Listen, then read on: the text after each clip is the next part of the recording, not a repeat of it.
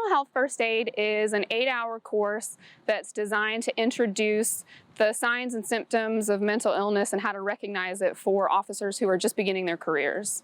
It's divided into a couple different sections, 2 parts, and it goes step by step in kind of reinforcing how we want folks to address persons who are in crisis.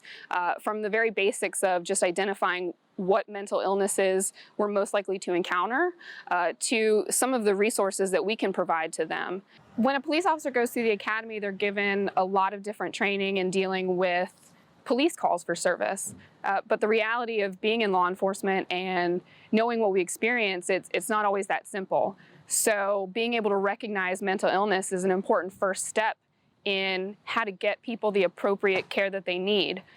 What would end up happening in the past is people just go to jail, and the jail ended up becoming one of the top locations for people with mental illness to be housed. And we know that that's not the best place for them. And we know that we have to do something different to make sure that people are getting the care and treatment that they need, and to help them be more integrated into society so that police officers aren't having to deal with them on a regular basis. And police are not the final call of, what folks need when they need help.